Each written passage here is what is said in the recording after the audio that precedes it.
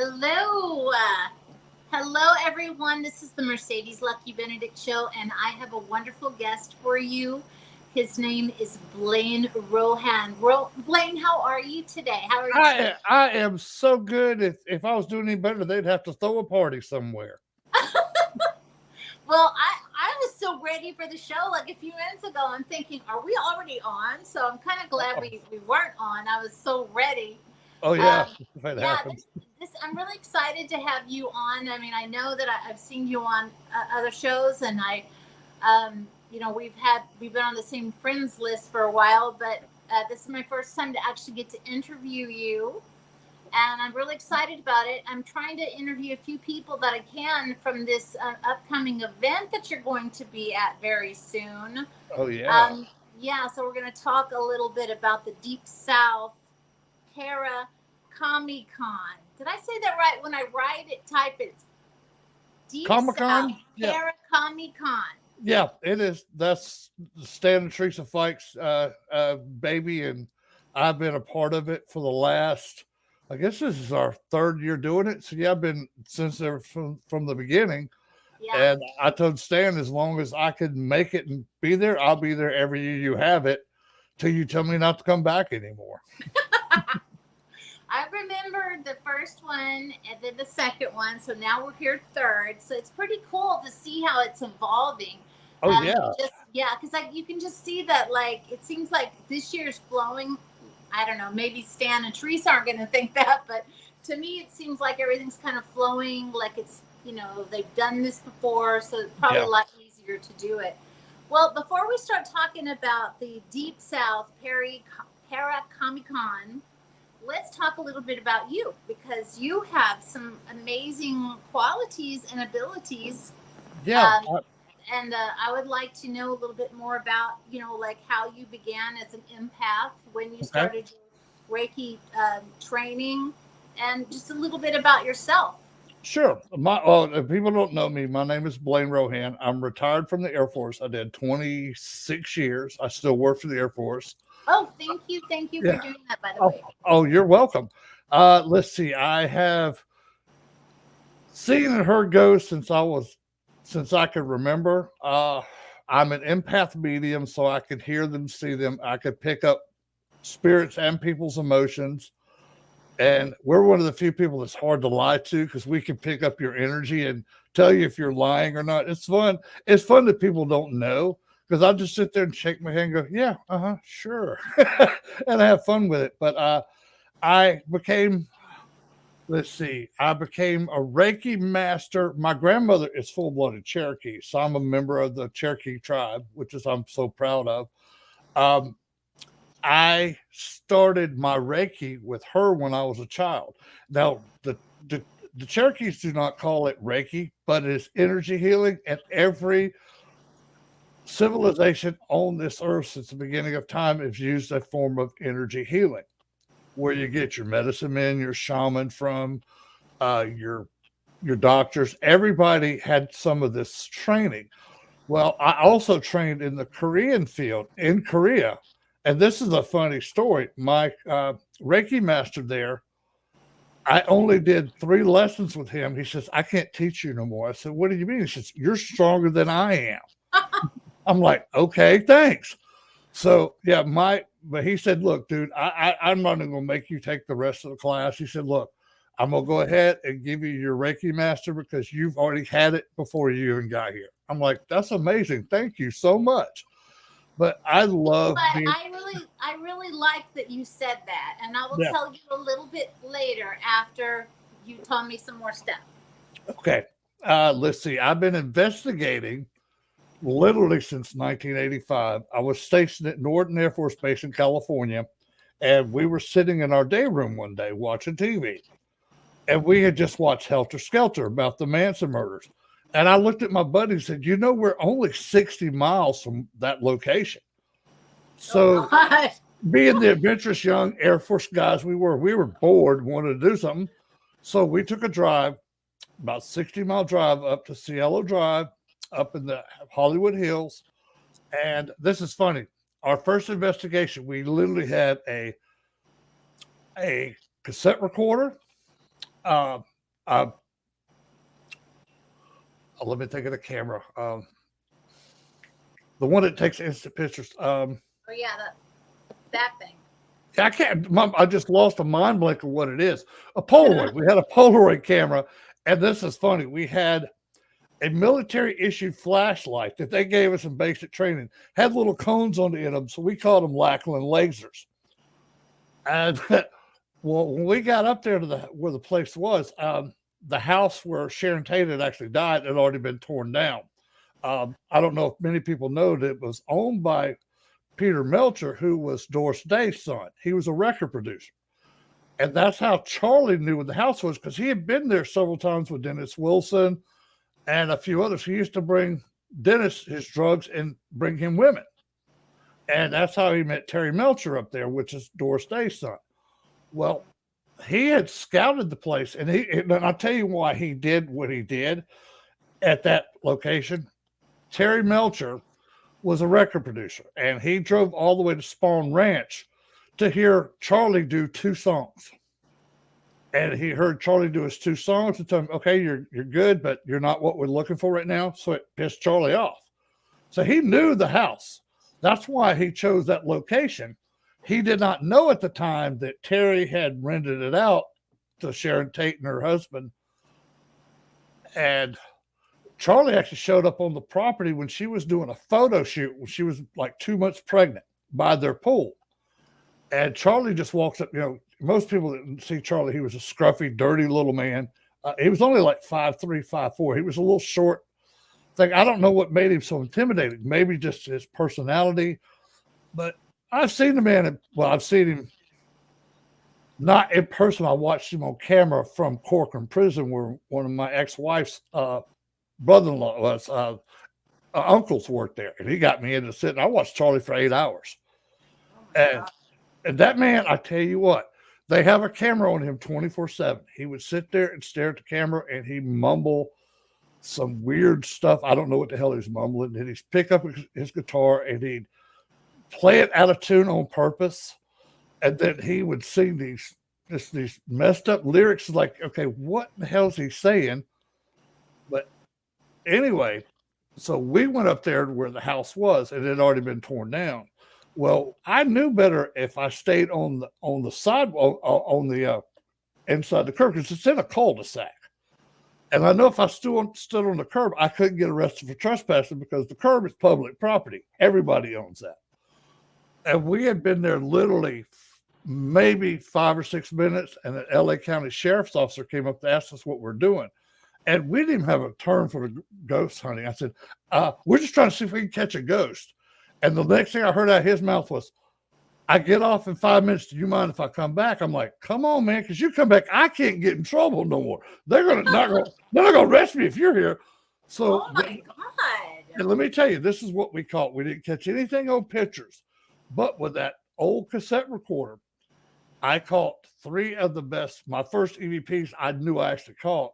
The first one was a man's voice, and I asked him, I said, is your name Jay? And I hear him come back. He says, yes. And then I go, what did you do for a living? He says, I cut hair. He was a stylist to the stars. That's how Sharon dated him before she met her husband. And they just became good friends. Well, I caught him saying I cut hair. And the second one I caught was Abigail Folger. And she was the coffee heiress to the Folger coffee fortune. And I asked her, I said, what does your family do? And clear as day, you hear coffee. So I was like, okay, I've got Jay and I've got Abigail Folger. And the third EVP caught was Sharon. This female voice, it was so soft and so beautiful. And then to hear her say these words, they stabbed me and then they stabbed my baby. I'm like, holy crap. That's the first 3 EVP. Yeah, that's how vicious that place was. Because she begged for her life. And one of the girls told her, says, I don't care about you or your baby, bitch. And then they stabbed her, I think it was 47 times. And then when they killed Jay Sebring, they shot her. Tex Watson shot him twice. And then they stabbed him, I think it was 47, 48 times. And he somehow managed to get out to the backyard where they ran outside and finished him off. Well, Abigail Folger, they stabbed her so many times that she ended up in the yard, and one of them says, "You're going to die." She says, "I'm already dead." And this is after she was stabbed so many times. So that was my first paranormal investigation I went on. Wow. Yeah, way to start your career, huh? That is crazy. I mean, like, yeah, I really wasn't actually prepared for that. So I'm like trying to not absorb it. It's Yeah, pretty horrible. just bounce it off. Just bounce it off. Shield It's yourself. like shocking. Yeah, it was. Believe me, it was shocking for me, but it was shocking at the same time. It was fascinating because we didn't even know what EVPs were back then. We just Okay. thought if we had the recorder, we might hear something. I didn't realize that we would actually get 3 audible voices, and I wish I still had the tape, but unfortunately, in the many military moves, it got gone somewhere. I don't know whether a cassette recorder is anymore. The Polaroid camera is probably gone, and I know the flashlight's probably in a salvage area somewhere, or it's recycled into something else. I don't know. Well, you know what? It's okay because, I mean, I believe you. I mean, it sounds pretty real to me. It And was you know real. what? It's probably hard, even from way back when that was, to, Yeah, to have known what it was going to be, how important it might have been in the future, yeah, and that you could have actually, had that. I mean, there's so many things that I had from the past, just 20 years ago. I wish I would have realized the digital age was coming, but I yeah, didn't. yeah, So there's a lot of stuff I can't find anymore, like yeah, my performances. But anyway, that yeah. that's amazing. So you're still in the military in a way, and I Yeah. think that is, that's really commendable to still to be in the military. Well, So what happened then to made you kind of go forward and to do more? I mean, like, what's funny though, after that little adventure, I had got orders and I got stationed over in Rhineland, Germany. oh, And so I got to go all over Germany investigating. oh Uh, my god, I did probably 15 castles in one day. oh my god. Yeah, they have this nice little tour. It's called a Rhine wine tour. You go to every castle, and each castle had their own brand of wine, and they give you a couple of sips of their wine in each castle. Well, about the fourth one we went to, I seen this soldier looking person. The best way to describe him, he looks like a British beef eater with a little puffy suit and everything like that. Well, we're walking up the stairs. I thought it was like somebody, uh, they're putting on an act for authentication and stuff like that. Right. And I looked at him, and I know just very little German. I told him, "Good morning, Tag. Good morning." And he said, "Good morning, Tag," back to me. And then I looked back to my buddy and said, "Dude, that guy's dressed up like a beef eater." He goes, "What dude are you talking about?" I'm like, oh, never mind. So I saw him, nobody else did. And he was somebody from the past. And I guess he felt comfortable enough to come out around me, which I thought was just fascinating. And I saw several other figures on the rest of that tour. I wasn't drinking that much wine because I'm not a big wine drinker. But I'd take a sip of this wine and take a sip of that wine, and you know, I say I did it. And but yeah, it was pretty cool that I got to see some stuff. I got to see a battle happen at one of the castles. It was them redoing their battle that they had there in like the 15th or 16th century. Wow. But I was the only one who could see that, and it was so cool because you could smell the gunpowder, you could smell the fear. I could feel the fear and the anxiety of the soldiers fighting each other, Yeah. and I told myself a long time ago, good, bad, or indifferent, whatever I pick up on, I just take it as a neutral because to me that's just more validation for myself of what I get to pick up on, which is interesting to me. Like with the Sharon Tate, I felt all their anger and their fear and their anxiety. And it took me, this is before I learned how to control my empath side. Okay. It took me like 3 or 4 days to actually get that energy off of me because I didn't know at the time that you could actually flow that energy outside of yourself. And and back in those days, I was using my own energy, which is probably the worst thing you could ever do, doing an investigation. So I've learned now. But when I first started, you didn't know none of this stuff. There was no TV shows. The closest thing we had was In Search of with Leonard Nimoy that came on Saturday nights. What year was this? Let's see. This would have been 1985 because Mm, I got to Germany in right. '86. So yeah, I was 1985. Matter of fact, it was. Let me think. It was September 15th, 1985. No reason to know that because that was a payday, and we got paid that day, so I had money. That's what I remember. Wow. That's just crazy. And so, like, I just had a feeling looking at your pictures and things that you had like some kind of Native American background. You just felt like that. So that's really remarkable that you're part the Cherokee heritage. I love it, and it's just funny. My good friend Lee Brown, who I do uh, Family Spirit International with on our network, she's the one that did all the research for me and found out that, yeah, I'm a member of the South Carolina Cherokee tribe. There are 400 of us now. Um, well, I think there's 402 because when I became a member, so did my daughter and my granddaughter. So, and Lee and her husband Matt are a part of the same tribe too.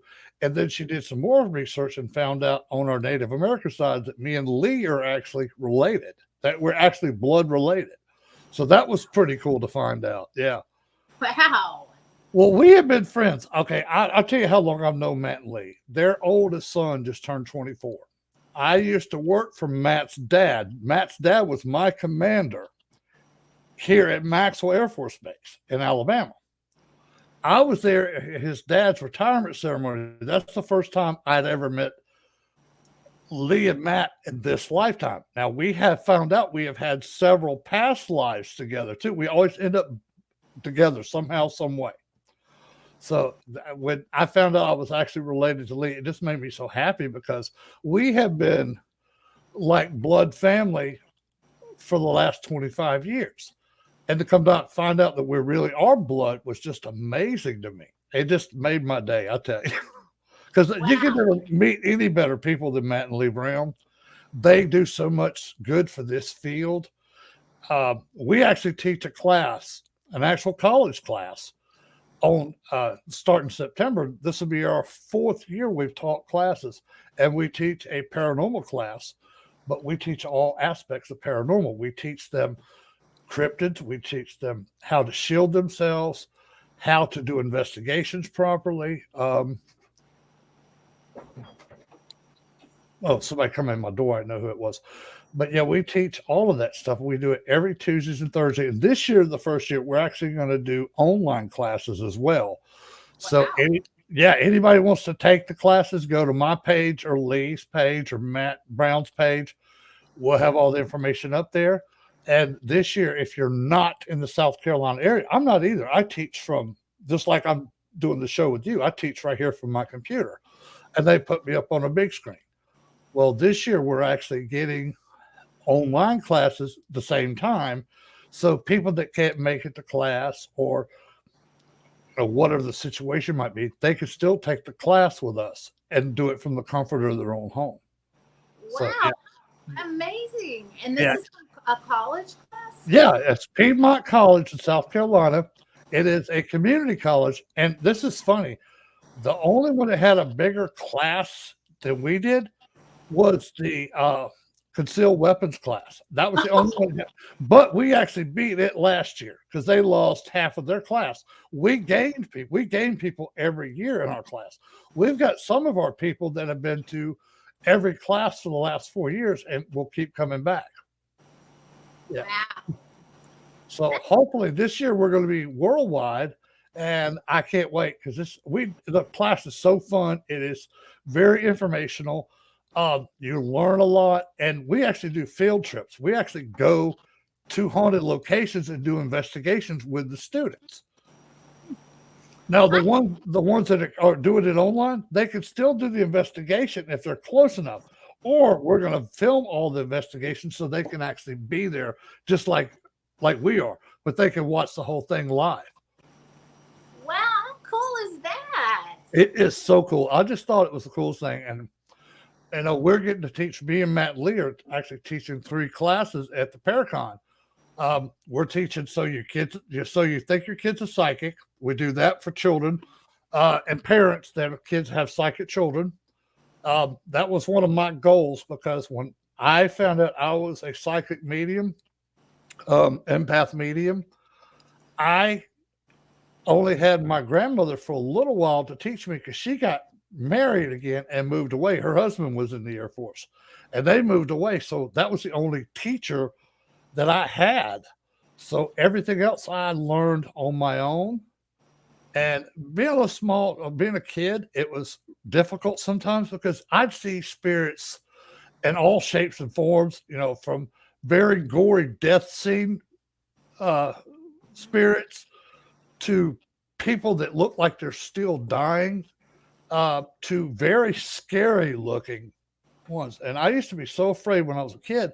And I told myself, if I ever get old enough that I can help other kids that have these gifts, I'm going to do it, because I didn't have nobody to do it for me. And I want to help the children, because I won't mention his name, but I have had to go back on a TV psychic that had children. I won't say his name because I won't give him that much credit.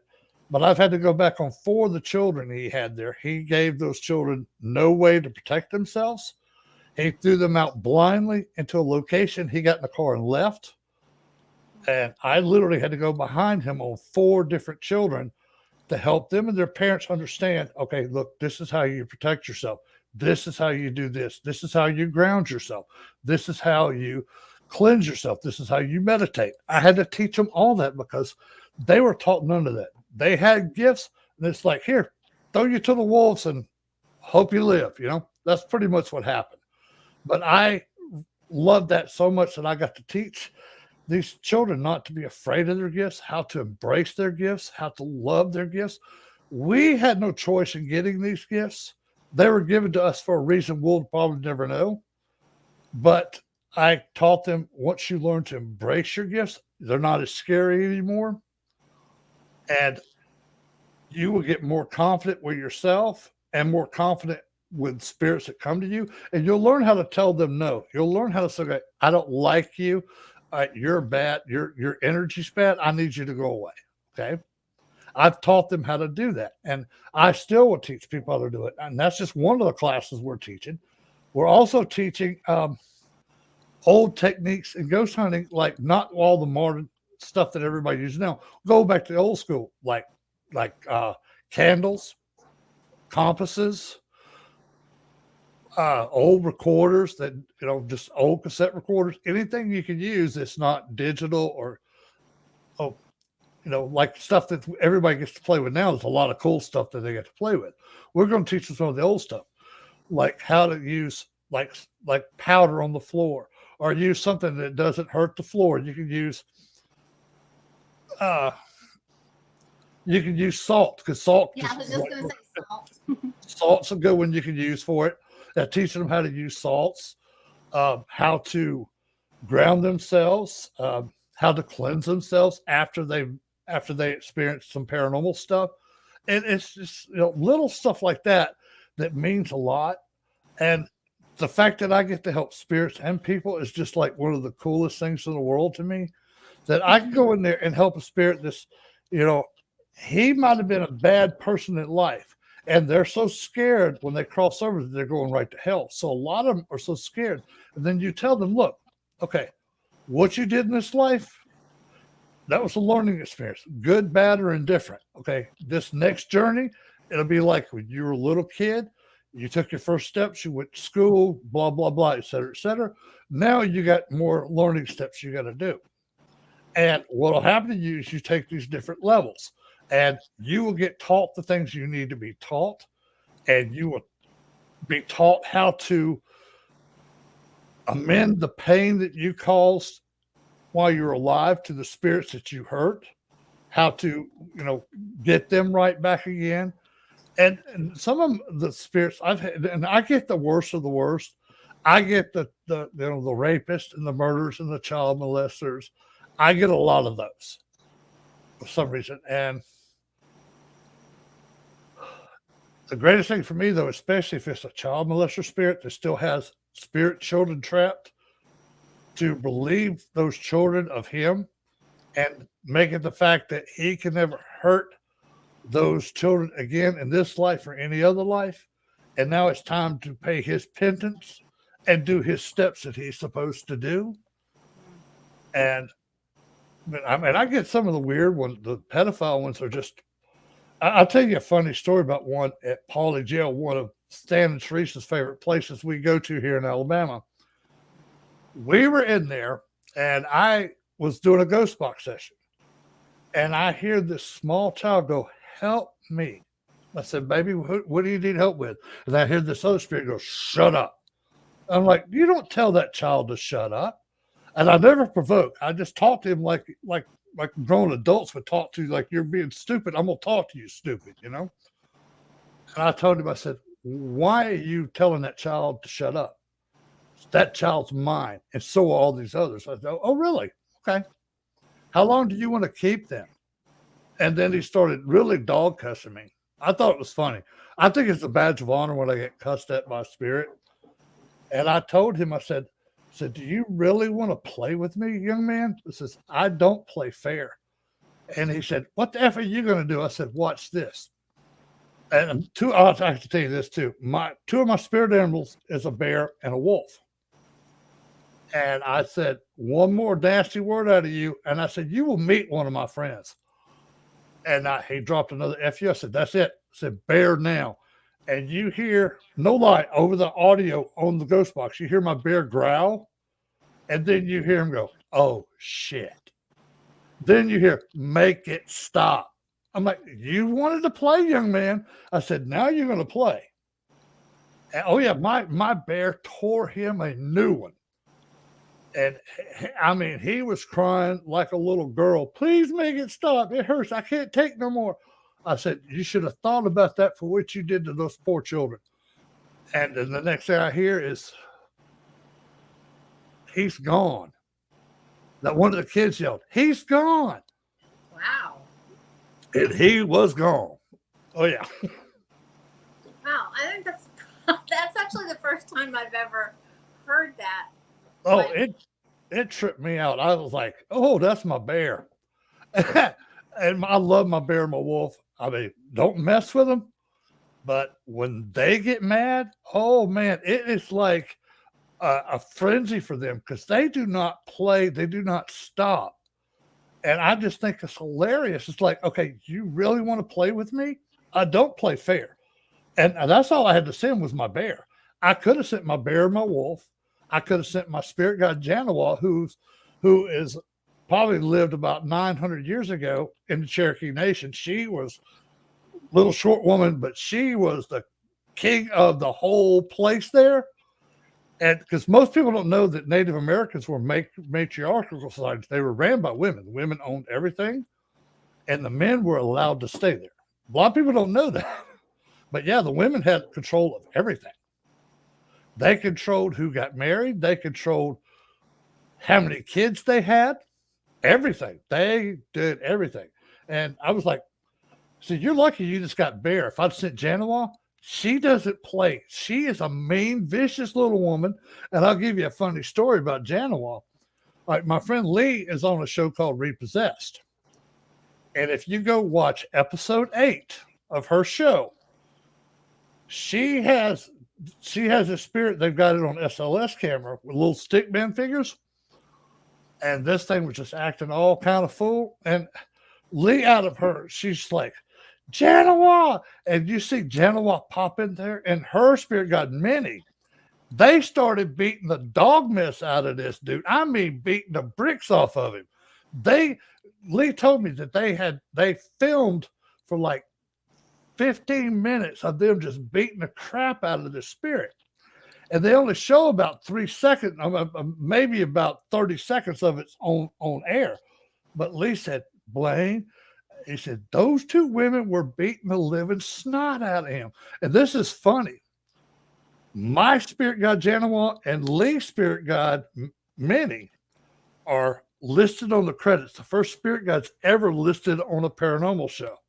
Is that not cool? Wow. Now, oh my God. So what episode was that? I'll watch that. Yeah, it's on Hulu. Go watch all 8 episodes, but episode 8's when Minnie and Janawa just beat the crap out of this damn spirit. It's so funny to watch. Oh my God. Oh, it was hilarious. I said, Lee, I feel so bad because I wasn't there to actually see it live. She said, Blaine, if you'd been there, they probably would have just busted it out and went full bodied apparition and doing it. I was like, damn, I want to see that. But I got to watch the SLS. Yeah, but go watch her show. You'll love it. They've already showed America. They are starting September. I have to brag on my sister because I'm so proud she did this show. I was on the show but never made an episode. I filmed, but I was a paranormal consultant. I never got on air. I said, oh, my running joke is my spirit guide Janawa got more airtime than I did. But yeah, it's been on Hulu. You can still watch it on Hulu. It's eight episodes. Every one of them's good. And I'll tell you one of the things I love about the show. It's not scripted. There is no director. Because when I filmed, the director looked at us and he goes, all he did was go roll. And they do their thing. No script. Because I was sitting there talking to Lee. I said, y'all script none of this? No, this is just from us. This is how we come up with stuff and how it goes. I said, this is wonderful because it's like, they're not some producer back there going, okay, act like you're scared. Okay, act like that's a demon. Act like this is this. No, let them do their thing. And it worked out so good. And I've been on other shows too. And it was like, I need you to do this. I'm like, no, I can't do that. Why not? I said, I'm not going to insult my integrity, for one, to say something that's a spirit that's not a spirit. That's not me. I just won't do it. But I did get on a show on the Science Channel called Mission Unsolved. And I got to tell a story. I'll tell you a good story about how. But this is funny. On the show I was on, they didn't actually do the whole story I told. They told bits and pieces of it and changed it around how they wanted it. I had no control over that. But everything I said on it was my words. But they didn't use all the words I said. And then this will get your blood pumping here. All right, my whole thing was on there when we were in Iraq. We were in what they call a hardened air shelter. It's where the Iraqis had built by the French to keep them from getting bombed on. They're supposed to be bomb shelters. Well, we had weapons that just went through those. And we were in what they call a double hardened air shelter. It was two of them together with a big centerpiece that was like a bomb shelter. Well, we dropped a 500-pound bunker buster on it, and it went through, 24 foot of concrete. I don't know how many layers of rebar it went through, but you go up to the top of the roof and see the hole. The hole is probably maybe about 1.5 feet wide at the top where it went in. You go down the bottom, it's about 6.5 feet wide, and you can see like the peeled barb peeled back, and then there's this little room in there, and it was just completely black, and you can see that they probably instantly got vaporized in there. But you can still, this is weird though, you can still see like little pieces of lamps, little pieces of remains like bones and teeth and stuff like that still on the ground because it never got cleaned up after we did it. But and the reason I like going in there, it was weird. It was like one of the cooler places in Iraq, not just because it was temperature wise, it was cooler in there because there was like the heat didn't beat down on it all day. So sometimes we were between flights and not doing anything with airplanes. I go sit there because it was cool. And I go in there by myself and I just get some me time, you know, and I'd sit there and I meditate sometimes. And I just happen to be meditating and I happen to look up and I seen probably about 5 or 6 Iraqi soldiers in there, spirits, Wow. and they were all cussing at me in Farsi, which is their language. Uh, it was pretty weird because they could see me, and then they realized I could see them. It's like then it made it even madder. Well, and then another day I was sitting there just, and I seen the same shadow people going through there. I'd see the spirits and stuff like that. Well, I watched this thing come walking out of the back wall. And this thing was pretty big. I'd say this thing was about 8, 9 foot tall. And then it didn't realize I could see it, but I knew it could see me. And I'll tell you what I saw. All right. This thing was called a jinn, like a genie. Yeah. And that is an actual thing there. That is a spirit that's been on this earth longer than most people have. Right. And let me tell you, let me describe how this thing looked to me. Okay, it was about 8, 9 foot tall. It had this like bluish green skin, and it ain't like the cute little Aladdin you see, with no on the cartoons. No, this thing was like just butt ugly. It had these little. I'll never forget this. Look at this thing. It had little beady bluish green eyes, and they would turn red every now and then. And then he had this like little stump of a nose, and then he had this little weird mouth with these teeth that it looked like worse than Austin Powers teeth. It was like, dude, you need to go to an orthodontist or something, dude. Them teeth are bad. And this is what I'm thinking when I'm looking at the gin. I had no fear of the thing, and then it realized I could see it, and then I could see its expression change. And then I'd never forget this. It rushed me, and I stood my ground, and it stopped like 1.5 feet in front of me Huh. and looked down at me and goes, "What are you?" I said, "I'm Blaine. Who are you?" And he gave me some weird name, and I couldn't remember if I wrote it down right now. And then it just looked at me and goes, "How can you see me?" It says, "I see all spirits. I see all energy." Oh, really? Okay. I will deal with you later. And then it looked like it was going back out the same wall it just came out of. And I'm like, just trying to catch myself, like, did I really just see this thing? That was pretty badass what I just saw. And then I knew, I was like, I know I wasn't hallucinating. I know I wasn't drunk because we couldn't have any alcohol over there. I wasn't on drugs because I was still in the military and I don't do drugs anyway. So I go walk out of the room. This thing bum rushes me and pushes me to the floor. I stood up and go, "You're just a coward. You have to push somebody from behind." He said, "I didn't know how to face you forward." I said, "Now I know that you're sneaky like that." I said, "Okay, we're really going to play with you." I said, "I've got, how many tribes do you want?" He said, "What do you mean?" I said, "How many do you want? Give me a number." He says, "I want 3." I said, "No problem. Would you like Native American tribes? Would you like Celtic tribes? Would you like Roman soldiers? Would you like uh, Egyptian soldiers? Which ones would you like? Take your pick." And when he told me, "Oh, so I'll take this, this, this, this," I was like, "Fine. All right, you wanted 3, you're getting 3 million. Have fun." And I walked out. I let 3 million soldiers, tribes, go after him, the spirit tribes. I told you when I play, I don't play fair. Hey, he pushed me from behind. He started a war. I finished it. Now, this is what is interesting. We have a good friend of ours that is a psychologist. He was a psychologist for the VA for 30 years. Okay.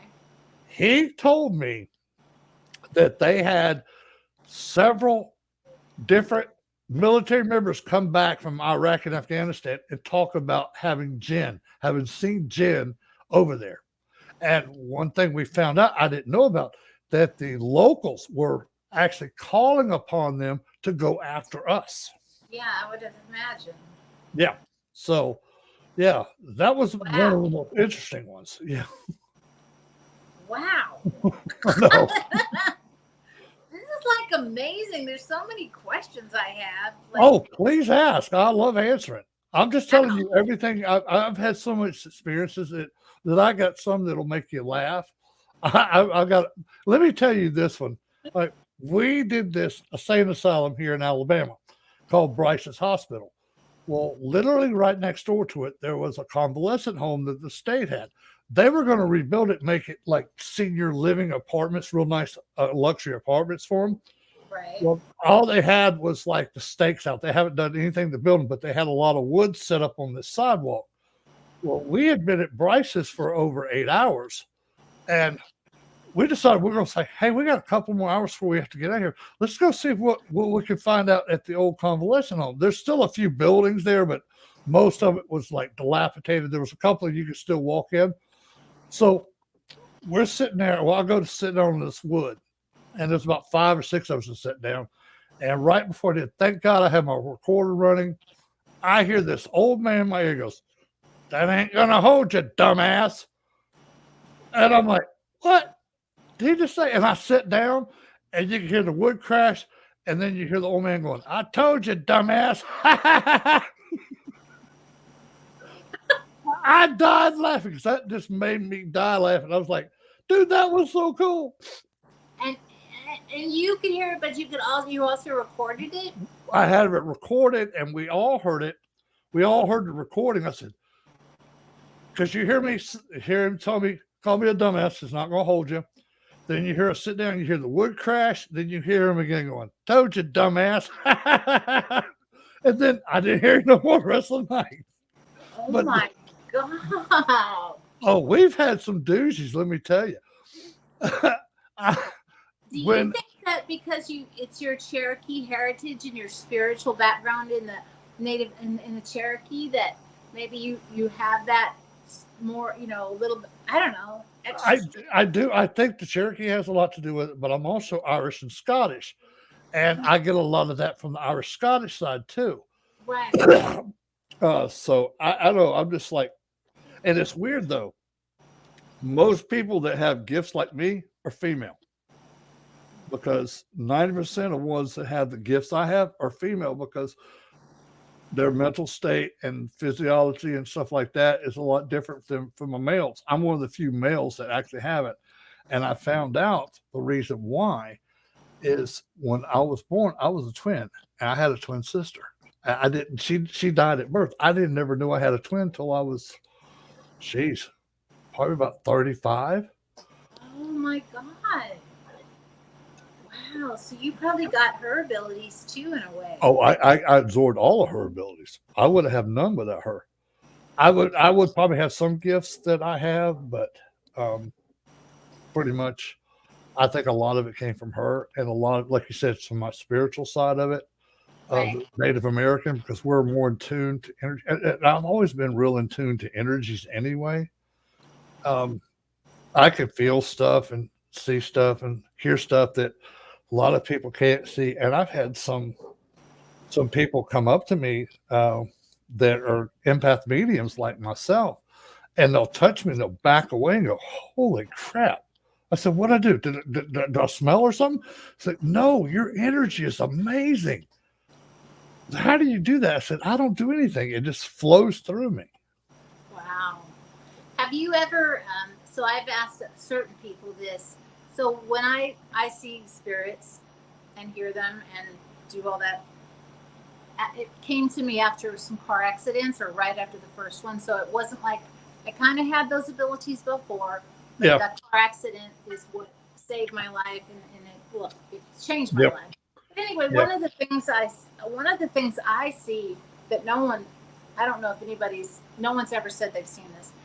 I see like lots of spirits, like where they're all walking in a line. Mm-hmm. Have you seen that? It's almost like they're on other dimensions. Every day. And so they are. Because you feel like if they're walking like somewhere, like they're going somewhere. They are going somewhere. They have a path that they're on. And I do the same thing. I don't think there's a day goes by that I can remember I haven't seen at least 500 spirits a day or more. Okay. There you go. Yeah, and there's hundreds of them. Yeah, I see them, and like I said, remember I told you that they all have different paths after death they have to do. They're on that path. Now, what you might see is one version of that path they're going on, and you might see another version at another level they're going on, but it looks exactly the same. because they're still going to do what they had to do at that next level. That makes sense because it's one of the weird things was I know that during the pandemic there was. I mean, I was seeing them with masks on. Yeah, I didn't like that either. Just, I just Yes. thought that was really weird. And then I'll never forget, like, because let's say, like, and it's our bedroom. This was during 2019, and I was in the bed, and I'm looking, and then I'm seeing them walk, but I'm like, I didn't know. That's when I loved what you were just saying, like, because I was always trying to like not be seen in a way, but I Yeah. realized they looked at me and Yeah. I'm looking at them, and like we know that was really when I don't know, that was like a Yeah. big deal to me because I was always just trying to like, I was really scared at that time in my life. Yeah. But And it can be very scary. That's why I tell people, look, okay, embrace the gifts you have, and they will get better. And it's amazing yeah, that you do that. Then the spirits, they're still going to see them. There's no way you cannot see them. And like I said, I. It's funny. I don't like crowds that much, but I love going to football games. Go figure that one. Uh, that's weird. I know, but I think what it is, I feel like the same energy level as the people at the stadium with me. um, Um, but like going into hospitals is, and now I'm a lot better, but I still see more stuff than most people should ever see. right, those are Um, really bad. funeral homes. Yeah, And it's funny, you're not at the funeral for the person you're there for. You're for everybody else's funeral that's ever been in that room. And right. I've watched more funerals from other funerals sitting in funeral homes. Like recently, one of my cousins passed away. We're sitting in there, and I'm watching because they didn't have a preacher or anything to the service. It was just us getting up there talking. Right. Well, I'm watching a preacher over here give a service for this woman, another preacher over here giving a service for this man, this one for this one, that one. I probably watched 15 to 20 funerals going on spirit wise. It's Wow. So you're like, like just sitting there and just yeah, seeing what had happened before in yeah. that moment.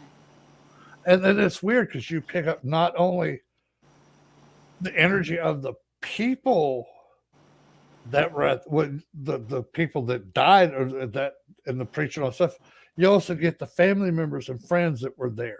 You Right. get their energies too. So you feel all that sadness and sometimes you feel relief and sometimes you feel happy that the person's not suffering no more or something like that.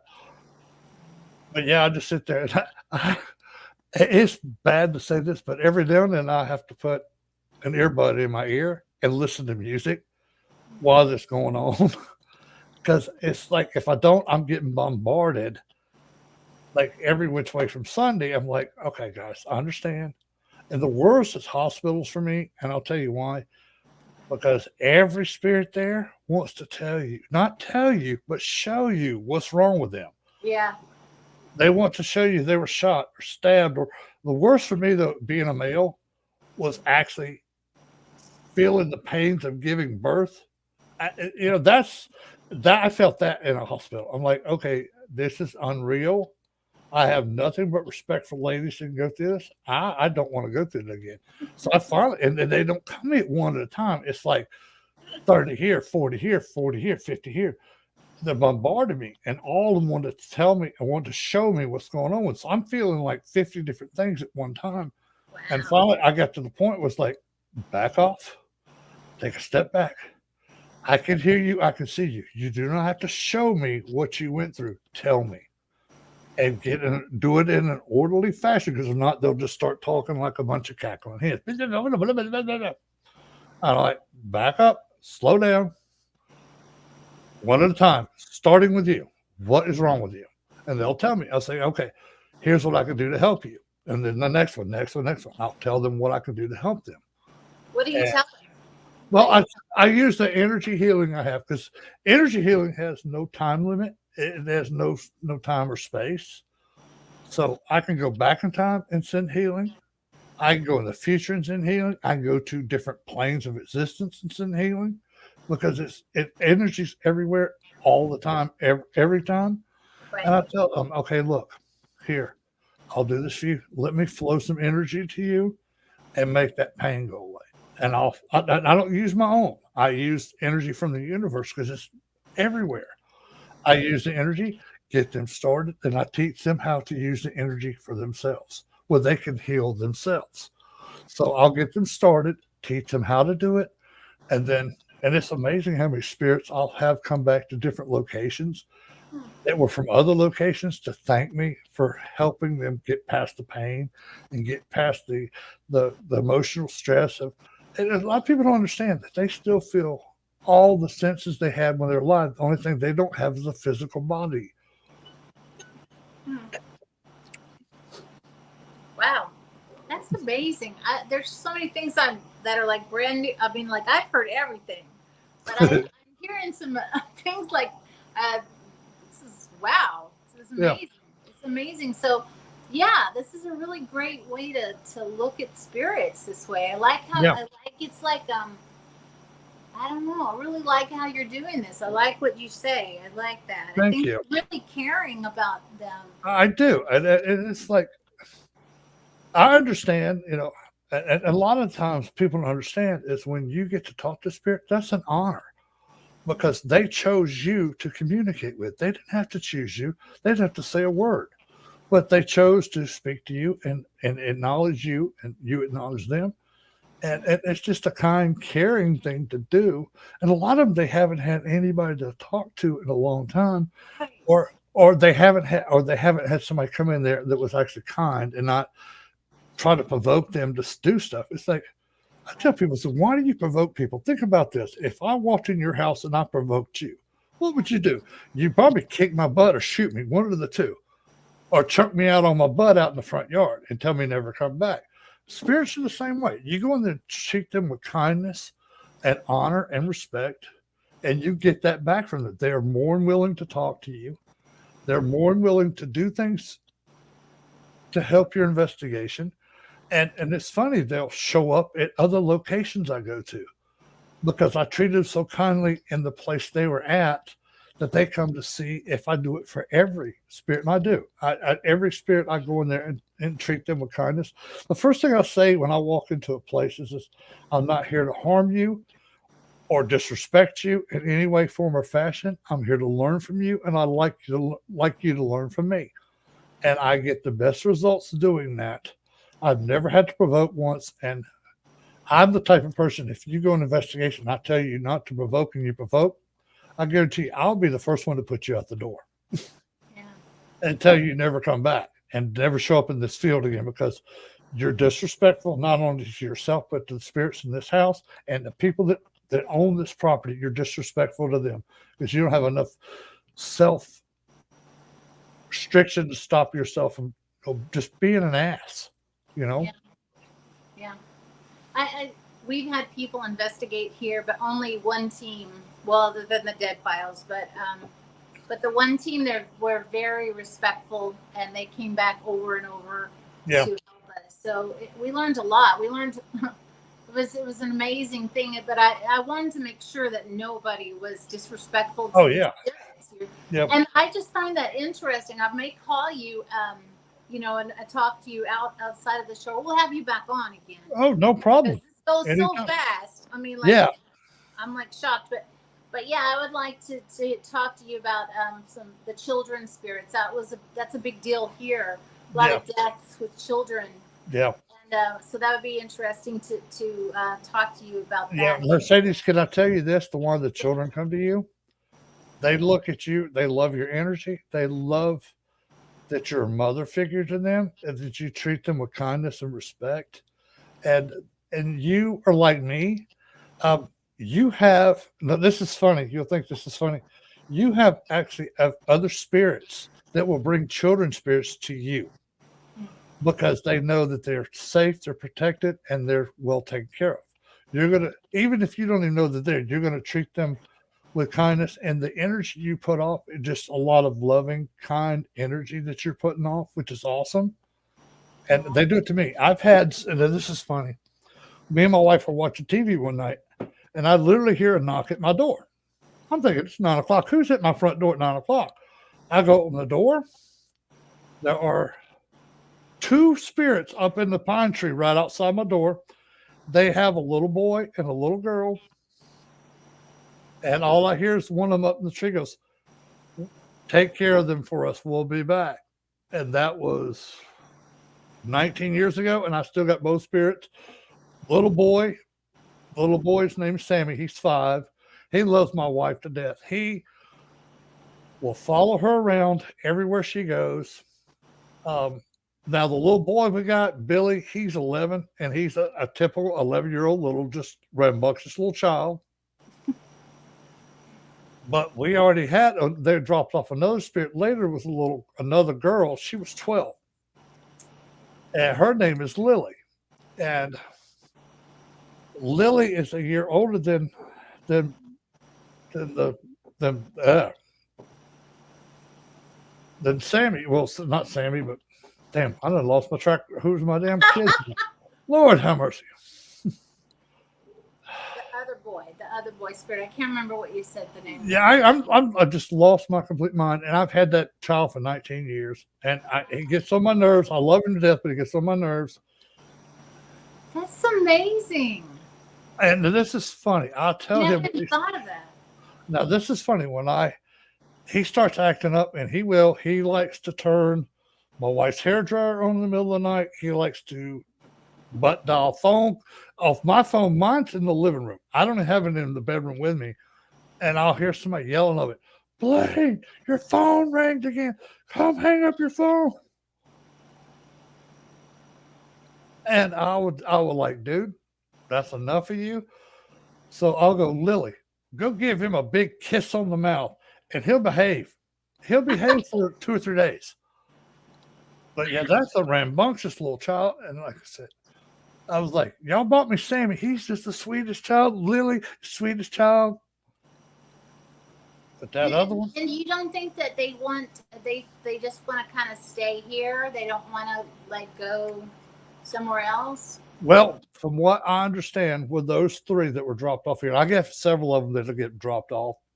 Some will stay. I've had some stay as little as 2 months. Some stay as long as 19 years, which the 3 I've got now. Right. Billy's the little heathen's name. Well, imagine they can just come and go too, right? They can go wherever they want to, Yeah. but they stay here. They like it here. And it's funny. Me and my wife get in the car. They're in the car with us, taking a ride. They go. We went over last weekend, went in, got groceries, and I seen all 3 of them walking next to Jennifer, pushing the basket. I'm like, "Good Lord." It's like, I don't even get a tax credit for you. 3. Oh my gosh. You know what? I'm looking at the time and I'm like, I can't believe it's like almost like 8 or it's almost 9 your time. So No, it's actually almost 10 because I thought you were on Mountain Time. You're actually on Pacific Time. yeah, Mountain and Pacific, I'm the same right now as them. Oh, in that's right. Arizona, You're in Arizona, no yeah. daylight savings time. That's Yeah, why. we don't. Okay. So then later we'll switch to where Pacific changes. But yeah, so I know that confuses a lot of people. I should just say Pacific Standard Time. But I want to make sure that we talk about just before we go. So you're going to be September 14 and 15. 14th and 15th, yes. Yeah. So that's going to be in what city is that? I always forget the name of that city. Ozark, Alabama. The 14th. Ozark. That's Yeah. right.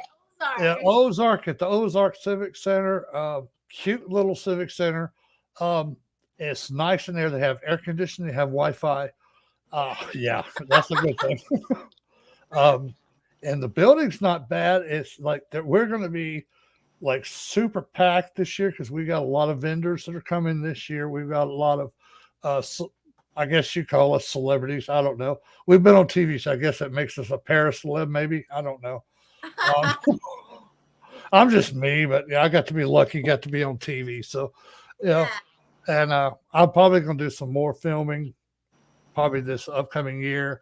I've been asked to do a couple of shows, and I might actually have still working it out, the details. We might be doing a show in Japan. Wow, that would be cool.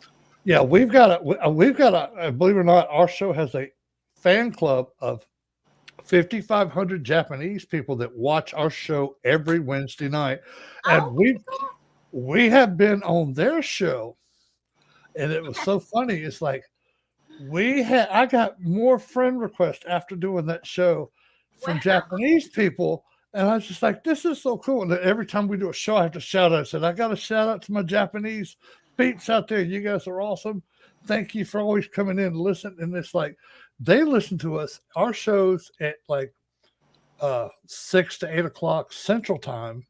And it's their morning time. It's like 6:30, 7 o'clock in the morning over there, but Right. they're like religious. They get on the show, they send in questions, they participate, they share all the videos, which I think is amazing. That's great. How cool is that? I I know. just think that's really neat. I'm gonna have to watch or connect onto that more. Yeah, It's so hard to catch on to everybody's shows, but that yeah. sounds Now really ours, exciting. one good thing about ours is if you miss it on Wednesday night, you can go back on my Facebook page or Lee's Facebook page and rewatch the show because we have the shows that are simulcast on there, so you can pick them up anytime you like to Oh, that watch them. yeah, Yeah. and they're always probably on YouTube too. Oh And yeah, they're we're on YouTube. yeah. The let's see, Family Spirit International YouTube page. My Haunted Syndicate page is a page I had before me and Lee started doing Family Spirit here. We've been on each other's shows for years and years. I mean, when we first started, it was old Blog Talk. If that tells you anything. Oh. Oh Okay. yeah, Well, Blog that's Talk. so. Do you have a? What is the best way for people to connect with you? Sure, you can go to my Facebook page. I'm the only Blaine Rohan on Facebook.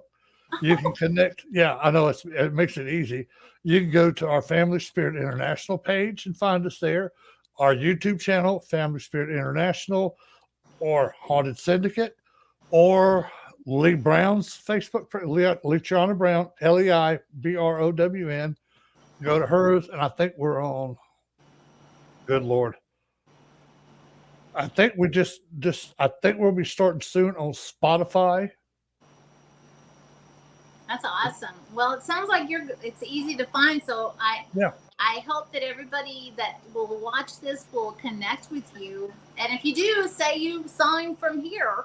That'd please be do. interesting. Oh, can I bring up one more thing that I'm very proud of? This happened. Sure. I just published my first book. Technically, it's the second one I've written. Me and Lee and Matt did a book called "So You Think Your Kid's Psychic." That's a training guide for those. And I just did a book called "Our Sacred Journey." I didn't want to call it "My Sacred Journey" because I had so many people that along the way, spirits and people that helped me on this journey. And it'll be on Amazon later this week. Um, I'm excited because the first one I've written by myself. Wow. Uh, Well, congratulations. Thank you. It's amazing. It's funny. I used to do a joke on all my shows, and I have authors on the shows, and I tell them to look. Yeah, I'm so glad you get the book. I said I'm gonna do one too. I'm gonna do a connect the dot coloring book, and I made a joke out of that for years. And then my friend Lee, after we started, she says, "I want you to help me write this book on psychic kids." I was like, "Sure, no problem." I thought I was just going to help her a little bit. I didn't know we were going to all four of us write the book together, which we did, which was amazing because that's the first book I ever had published. That's great. And now I've got Our Sacred Journey. Um, and it details a little bit of my being an empath medium, being a shaman. I forgot to even bring him. I'm a shaman. I'm an energy healer shaman. I was just anointed by our tribal chief, ooh, about a month ago. Oh, I've always been a shaman, but I've finally been anointed as a shaman by the Cherokee tribe. So that made me oh, feel good. My grandmother anointed me when I was a child. She says, "You're a shaman." I'm like, okay. I didn't know what it was back then, but I do now. I know it is a very, some people might call us light workers. Some people will call us healers. Um, I can send healing over any distance. I don't even have to be there to send you energy. I have people like my friend in Connecticut. She'll call me when it's like 40 degrees below zero. Says, Blaine, send me heat. She'll call me back a minute later. Stop, stop. It's too hot. Stop. I said, you asked for heat. I gave you heat. That's amazing. Yeah, like I said, I do appreciate you having me on. It's been an honor. I wanted to get on your show and have you on ours, but with Oh, with our time difference, it's sort of hard for you. Uh, no, I mean, if I can work it out, it would be an honor to do anything that you're doing. You're wonderful. I really have enjoyed this. I I enjoy learning some actual new things and some new experiences like you have shared with me. Yeah, I'd like They to are share. just I'd like to amazing. share more with you too. Yeah, Um, well, you'll come back on. We'll get you yeah, back on here. but we're off when we're off air. If you want to just send me a message or you need a question, I'll be more happy to answer it because there's some things I'd like to teach you that I've been told that I need to teach you how to ground yourself, how to uh, protect yourself, and some of the things you can do because believe it or not, you're about to get upgraded to some stronger gifts. Yeah, I wouldn't be surprised. I'm very good at grounding myself. I'm very Right good at. on. Maybe there's a little bit more. I mean, I work with people all over the world. Well, Yeah. I work with a lot of people, so I try to be very grounded. I try my best, but sometimes the emotions can get to me, and I sometimes let things slip. So I'm open to hearing what you have to Yeah, say. and I could teach you this real quick. My grounding technique is probably one of the easiest ones you'll ever hear. Okay. Is that since there's always energy around you, pull that energy. This is the cool thing I like about it. You can be standing, sitting down, lying down, upside down. It doesn't matter because it always finds its way back to the ground and back up. I tell people pull energy through your fingers because it's already there. Take a deep breath. I do three because three is my favorite number. I'll do three down and three back out right in a row. And it takes me maybe 10 seconds to do. And the lovely thing about it, you can do it as many times a day as you need to. And I'll tell people sometimes when it gets overwhelming, take yourself a woosah moment, back up, breathe, ground yourself, and then go about your day. Amazing. It's so easy to do. It's not nothing complicated. Now, there's several complicated ways you can do it, but I teach people the simplest way. It's easy to remember. You don't have to think about grabbing a tree or having your feet touching grass or dirt or whatever, because it always finds its way there and always finds its way back. Right. It's amazing. Thank you. Thank Thank you you. very much. And everyone, please be sure to check out his pages and all the things that he's talked about. And we will have him back on very soon, as soon as possible. And thank you so much, Blaine, for Oh, being you're here. thank you for having me. It was an honor. Good. All right. Well, good night, everybody. I hope